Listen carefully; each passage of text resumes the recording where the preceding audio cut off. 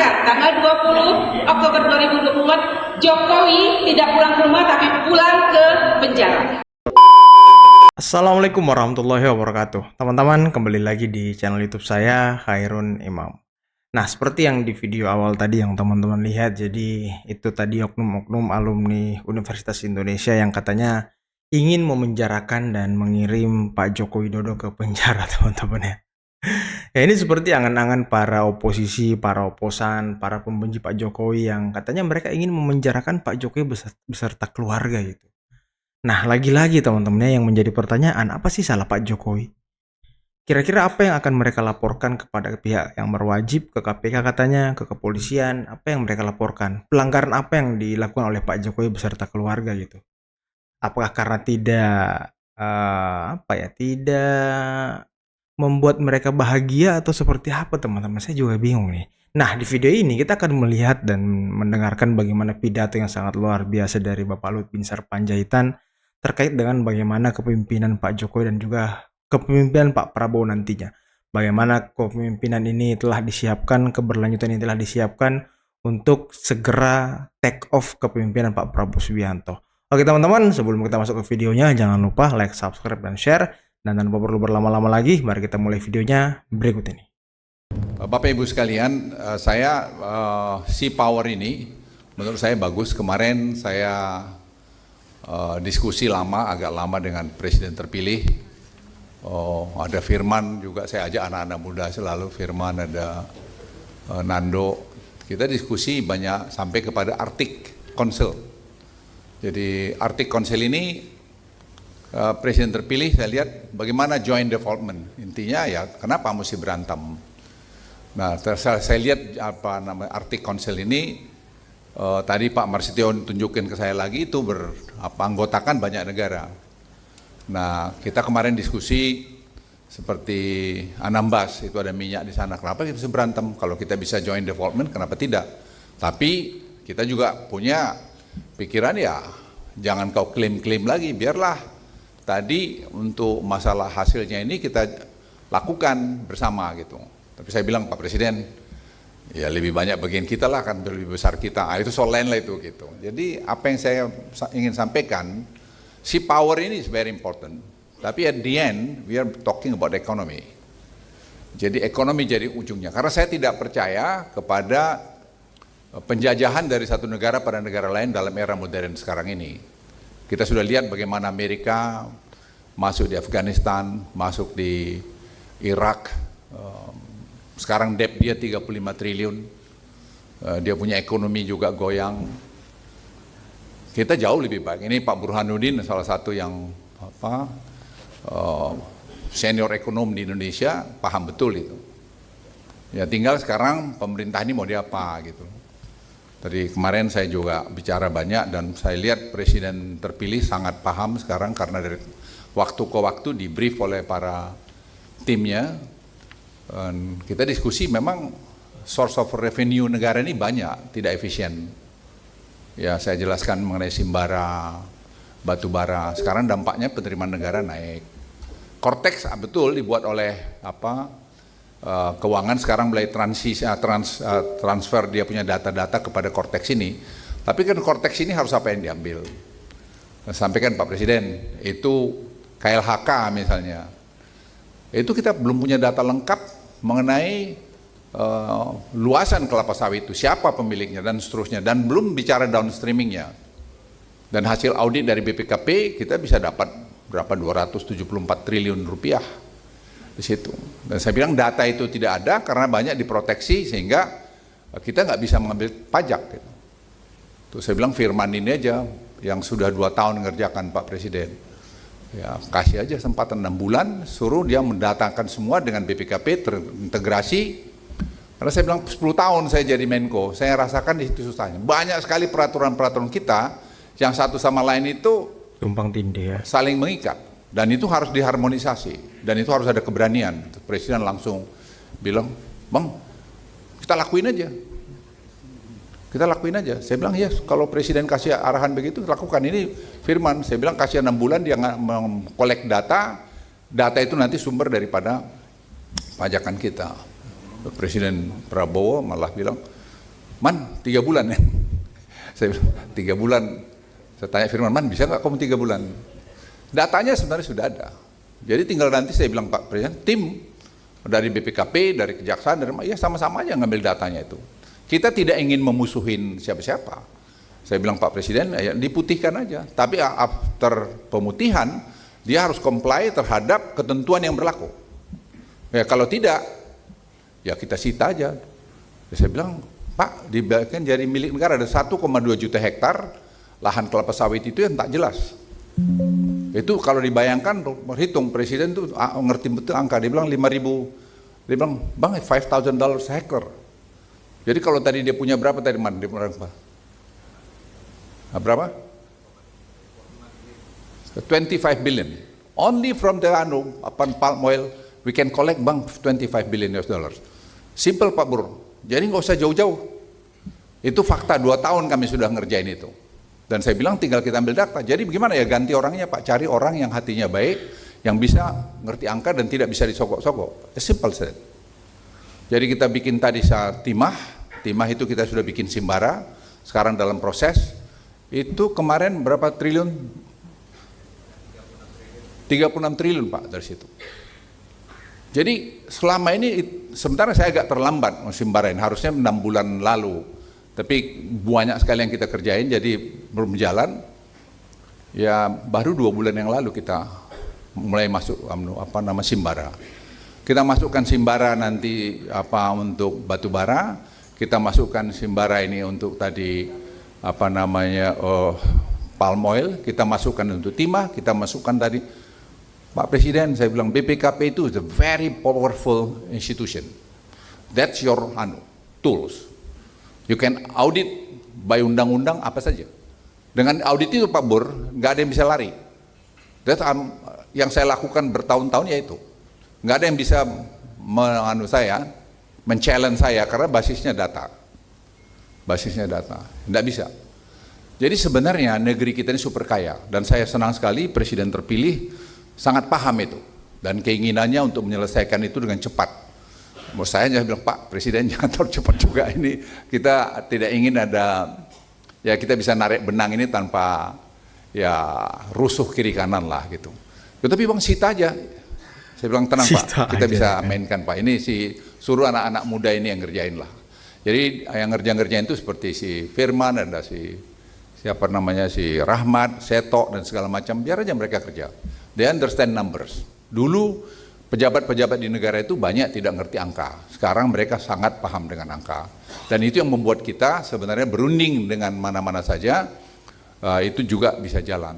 Misalnya kami berunding dengan Singapura mengenai ekspor listrik, green energy. Itu Rahmat menyelesaikan, kita langsung tanda tangan. Itu mereka bongkok-bongkok datang ke saya, dia bilang, Minister Luhut, your team is a world class team. World class team. Saya bilang yes, they have not only world class team, but they have also have a good heart. Nobody can bribe them. Jadi Bapak Ibu sekalian, saya lihat, saya punya harapan atau keyakinan pemerintah yang akan datang ini akan bisa take off dengan cepat. Karena quick win yang ada di depan beliau, dan kemarin beliau kami kasih semua tertulis dan di diskusi, yang briefnya Pak Prabowo bukan saya. Ini Firman, si Seto, si Nando bicara family office, family business, anak-anak muda yang brief. Terus beliau tanya saya, ini lah saya kerja semua selama ini Pak Presiden, ya mereka ini. They understand numbers. Ya, they understand very much number. Jadi Bapak Ibu sekalian, sekali lagi saya merasa optimis, sangat optimis bahwa kita akan maju lebih cepat. Saya kan kepala staf presiden waktu zamannya Pak Jokowi tahun 2014. Periode pertama. Kita tuh hampir 1,5 tahun shadow boxing. Kita nggak tahu mau mulai dari mana. Nggak ada handover sama sekali dari previous administration. Not at all, zero. Saya kepala staf presiden. Jadi saya bersaksi itu. Sekarang ini Pak Jokowi menimbang terimakan sesuatu yang menurut saya sangat baik, dan kemarin Pak Presiden terpilih memuji di rapat kabinet terakhir mengenai apa yang Pak Jokowi lakukan pada beliau. Jadi saya pikir budaya ini mesti kita terus bawa ke depan. Sehingga the next administration itu tidak mulai dari nol. Ya, tidak mulai dari nol. Sudah ada dasarnya. Dan Presiden Jokowi selalu ingat saya, Pak Luhut sama Mas Prabowo tetap komunikasi ya. Baik Pak Presiden gitu. Dan kita share data-data kami, kalau beliau perlu kita dipanggil, kalau ya saya yang minta waktu dan seterusnya. Dan ini saya pikir komunikasi kami dengan Prof. Burhanuddin sebagai tim transisi daripada Pak Prabowo itu berjalan dengan baik, dengan Firman, semua kita share. Tujuannya apa? Untuk kebaikan Republik. Jadi dengan begitu Pak Presiden terpilih, dia bisa cepat. Dan kemarin dia bilang, Bang, aku lantik tanggal 20, 21 aku umumkan kabinetku, aku lantik, terus sidang kabinet 23. Begitu sudah sistematiknya beliau. Wow, cepat sekali ya. Membuat programnya. Jadi saya bilang, nanti kami siapin Pak ini semua, nanti dengan kami koordinasikan dengan timnya Bapak, ya biar semua bisa jalan. Jadi saya ingin sampaikan pada kita semua, ayo kita dukung pemerintahan akan datang, ya tentu tidak sempurna, banyak yang kurang, sama juga pemerintahan yang lalu tidak sempurna, tapi saya optimis karena saya punya pembanding waktu saya dulu Kepala Staf Presiden 2014 dengan sekarang ini, saya melihat bahwa I'm very optimistic bahwa the next administration itu akan bisa jalan lebih cepat, apalagi saya kira Pak Prabowo sangat cepat, ya saya kenal baik. Ya kami itu anak buahnya Pak Hendro Priyono sebenarnya. Pak Hendro ini mentor kami memang. Jadi kalau kami baik ya karena dia, tapi jelek ya karena kami gitu. Ya jadi saya kira itu dari saya. Sekali lagi buat Pak Marstio, Prof. Marstio, terima kasih. Selamat juga bukunya, menurut saya luar biasa. Anda masih sempat menuangkan pikiran-pikiran dalam Sea Power. Dan yang saya juga dengan Pak Marsetio ini sebenarnya mungkin Anda tidak tahu bahwa seluruh sekarang pelabuhan di Indonesia kita sudah connect dengan digital, sudah digitalisasi. Sehingga dengan demikian kos kami Pak Bur, waktu kami dulu masuk sama Laksamana Madya temanku ini liftingku si Jonan Lenahan, Fred Lonal, dia baru nikah sih, jadi saya suka lupa dia. Ya, dia baru nikah dengan pacarnya yang lama Pak Bur, jadi pacar yang lama, jadi sudah setua istri kami juga. Jadi dibikin joke di kantor, karena kalau kami tentara suka joke-nya lucu-lucu. Dia bilang sama saya, dia bilang, Pak Luhut, itu siapa si Fred Lonal mau pengen punya anak, jadi pengen ketemu dokter yang bikin anak. Hah? Kan istrinya udah 70 tahun, saya bilang. Wow. Jadi rupanya si Lonal Fred Lonal pengen punya anak juga. Jadi Bapak Ibu sekalian, sekali lagi selamat buat Mas Marstio. Dulu di Batam kami canangkan untuk menurunkan kos daripada operasi di laut, di pelabuhan. Kita harus bisa bersaing dengan di Singapura dan juga Tanjung Pelepah. Sekarang saya kira kita sudah 16%. Dulu sampai 23%. Jadi saya kira dalam overtime dalam 4-5 tahun terakhir ini sudah, dan kami dengan Menteri Keuangan janji akan pergi ke Batam lagi untuk mengumumkan bahwa semua pelabuhan kita sekarang sudah terkoneksi dengan AI. Jadi nanti bulan September kita akan launching GovTech, Government Technology, dan semua nanti simbara-simbaranya akan masuk di GovTech. Itu saya kira akan membuat cost kita akan lebih bagus, akan menurunkan korupsi dengan cukup signifikan, karena tidak ada lagi pertemuan-pertemuan muka dan semua harus dilakukan melalui AI saja. Jadi saya kira teknologi itu akan banyak menyelesaikan masalah, karena pada dasarnya manusia itu suka maling juga, ya, suka nakal juga. Jadi yang menghambatnya ya pakai agama, pakai undang-undang, peraturan, tapi itu gak cukup, ya kita bikin teknologi. Jadi dengan teknologi ini sekarang, ya saya tuh kurang percaya sih sebenarnya, mungkin Bang Edo ini sama juga sama saya,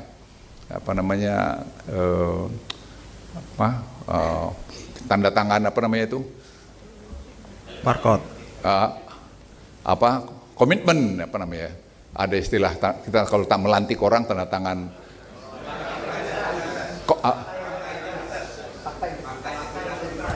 fakta integritas. Fakta integritas. Saya bilang semua teken-teken Pak Presiden, saya bilang udah banyak sekali tapi maling juga. Jadi saya bilang sama Pak Jokowi, Pak kita harus digitalkan. Itulah lahirnya e-katalog. Lahir e-katalog, makanya saya bilang OTT itu kampungan, orang-orang marah. Padahal yang bikin itu saya ajak orang KPK juga. Pahala itu yang membangun itu. Dan saya bilang sama Firly waktu itu, Firly kau itu nggak tahu ada potensial di tempatmu. Itu si Pahala. Fungsi kalian itu ada ketiga itu adalah pencegahan, tapi tidak pernah kalian gunakan. Sekarang kita tuh menghemat, kalau saya bilang ratusan triliun mungkin terlalu besar, tapi besar. Karena semua government procurement 3.300 triliun itu sekarang masuk melalui e-katalog. Dan e-katalog sekarang itu Odo mana sih Odo? Odo ada? Ini ada berdiri kan? Odo ini yang mengerjakan itu. Jadi itu dengan itu kita kerjakan, maka tidak ada pertemuan orang lagi. Semua pertemuan dengan mesin. Akibatnya tidak mungkin korupsi. Kenapa? Tidak mungkin dia sogok mesin. Tapi ini pun mesin sudah 6 versi sekarang dibuat. Ya Dok ya. Sudah 6 versi kita buat karena dicoba juga diganggu dari luar.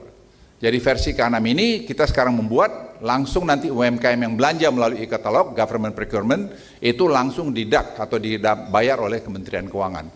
Kalau ini berjalan dengan baik, itu satu terobosan lagi, nanti Pak Bur itu tuh akan menghemat, saya nggak tahu berapa besar, tapi saya kira it's a lot ya, Dok ya. 30%.